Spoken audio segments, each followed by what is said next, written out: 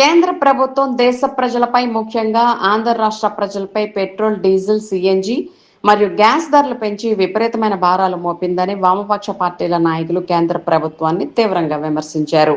రాష్ట్రంలోని వామపక్ష పార్టీలు ఇచ్చిన ఆందోళన కార్యక్రమాన్ని ఏలూరు జిల్లాలో అమలు చేయడానికి ఆదివారం సిపిఐ జిల్లా కార్యాలయం స్ఫూర్తి భవన్లో వామపక్ష పార్టీల జిల్లా నాయకుల సమావేశం సిపిఐ జిల్లా సహాయ కార్యదర్శి బండి వెంకటేశ్వరరావు అధ్యక్షతన జరిగింది.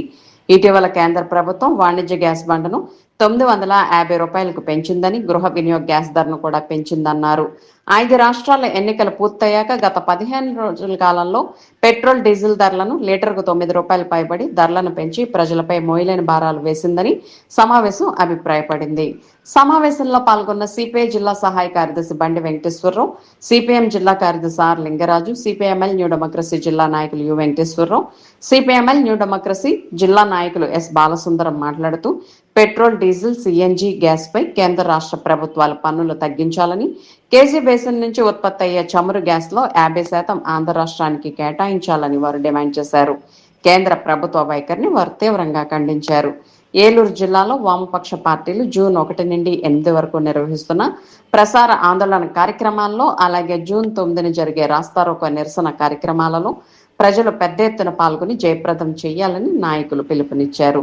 వామపక్ష పార్టీల నాయకుల సమావేశంలో సిపిఎం జిల్లా నాయకులు కె శ్రీనివాస్, సిపిఐ జిల్లా నాయకులు Uppuluri Hemashankar, Reddy Srinivas Dange, Kurrella Varaprasad, CPM New Democracy నాయకులు కె సుందరం పాల్గొన్నారు. సిపిఎం పార్టీ ఏలూరు జిల్లా కార్యదర్శి ఈరోజు ఏలూరులోని సిపిఐ కార్యాలయంలో CPI, CPM, CPIML New Democracy పార్టీలు 4 పార్టీలు ఇక్కడ వామపక్షాల ఆధ్వర్యంలో ఇక్కడ సమావేశం జరపడం జరిగింది.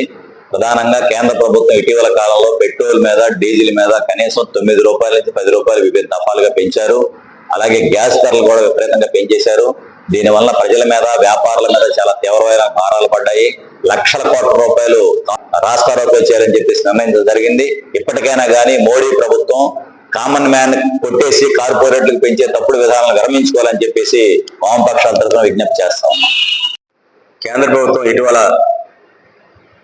కమర్షియల్ గ్యాస్ బండ్ ధర, అలాగే గృహ వినియోగదారుల గ్యాస్ ధర కూడా పెంచడం జరిగింది. 5 రాష్ట్ర ఎన్నికలు అయిన తర్వాత గత 15 రోజుల కాలంలో 4 దఫాలు పెట్రోల్, డీజిల్ ధరలు సుమారు 9 రూపాయలు లీటర్కి పెంచడం జరిగింది.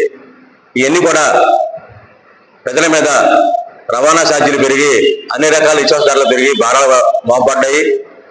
కార్యక్రమం చేపట్టాలని కోరుతున్నాం. ఈ యొక్క కార్యక్రమాలలో వామపక్షాలు చేపట్టిన కార్యక్రమాలలో ప్రజలు కూడా భాగస్వామ్యం కావాలని చెప్పి విజ్ఞప్తి చేస్తూ కేంద్ర ప్రభుత్వ ప్రజా వ్యతిరేక విధానాన్ని తిప్పుకొట్టాలని చెప్పి ప్రజల ద్వారా కేంద్ర ప్రభుత్వానికి హెచ్చరిక చేస్తున్నాం.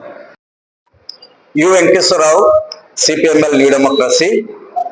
కేంద్రంలో ఉన్నటువంటి మోడీ, అమిత్ షాల ప్రభుత్వం ప్రజలపైన విపరీతంగా భారాలు మోపుతూ పెట్రోల్, డీజిల్, గ్యాస్ ధరలను పెంచింది.